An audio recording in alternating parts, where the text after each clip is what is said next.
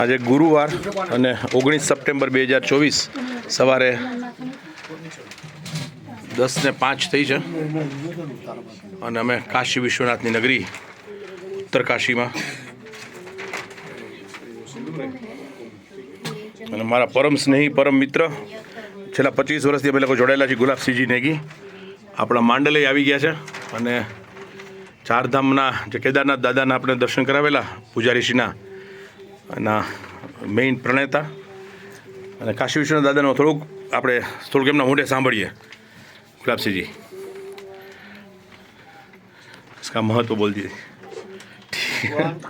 काशी विश्वनाथ जी का ये नगरी है और भगवान यहाँ पर उत्तर की काशी में विराजमान है क्योंकि ये उत्तर में है और भगवान सांभर जो स्वयंभू है, स्वयंभू ज्योतिर्लिंग के रूप में विराजमान है और भगवान यहाँ पर कलयुग की काशी के रूप में भी जाने जाते हैं क्योंकि त्रेता युग, द्वापर युग, सतयुग के बाद भगवान का यहाँ पर आने का है और यहाँ के आने का मतलब होता है कि जो सबसे बड़ा पुराण है स्कंद पुराण, उसके केदारखंड में इसका पूरा वर्णन है। उसके अनुसार इदम काशी तदम काशी मतपुरी भेद वर्जिते, तो इस काशी में उस काशी में कोई भेद नहीं है, ऐसा हमारी मान्यता है।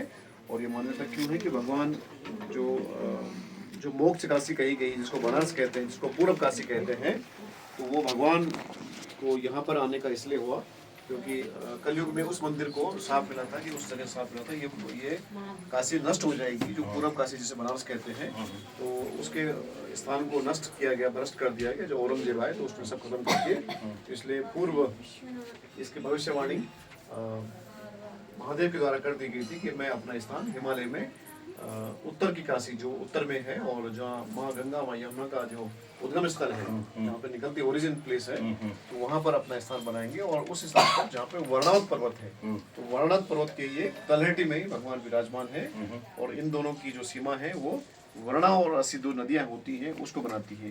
वर्णा च असी वाराणसी, तो जिस स्थान पर वर्णा और असी नदी बहती हैं विद्यमान होती है उस स्थान को कहते हैं वाराणसी। तो यही स्थान है वो, तो ये स्थान जो है इसको कहते हैं उत्तर वाराणसी और उसका नाम है पूर्व वाराणसी। इसलिए यहाँ पर जो स्थान है बाबा विश्वनाथ जी का वो ठीक उसी तरह मान्यता इसकी है जिस तरह से बनारस में है।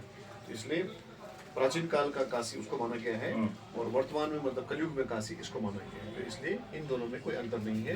अंतर से इस बात का है यहाँ पर बाबा महादेव जी स्वयंभू के रूप में विराजमान है, मतलब स्वयं उद्भव है, किसी तरह स्थापित नहीं है। लेकिन जो बनारस में है उसको माता अहिल्याबाई होलकर के द्वारा उसको वहाँ पर स्थापित किया गया है। इसलिए यहाँ का जो स्थान है, यहाँ का जो विशेषता है ये स्वयंभू है, अपने आप उत्पन्न हो है। तो ये इसका प्रमुख यहाँ का जो स्थल पुराण है वो ये है। और बाबा मनोकामना पूर्ण करें, हम चारधाम यात्रा के लिए जा रहे केदारनाथ जा रहे हैं, सबकी मनोइच्छा पूर्ण होगी, सबके शुभ संकल्प पूर्ण होंगे, आपके शुभ मनोरथ पूर्ण हो, ऐसे बाबा का आशीर्वाद से बारंबार तो अब इधर आ जाइए, आप बाहर बैठ जाइए, स्तुति करना है आपको ना, बाहर बैठ जाइए। नहीं आप ही कर दो, हमने तो कर दिया है, हो गए, यहाँ तो हो गया। ओके एक भी कर दो। त्र्यंबकम यजामहे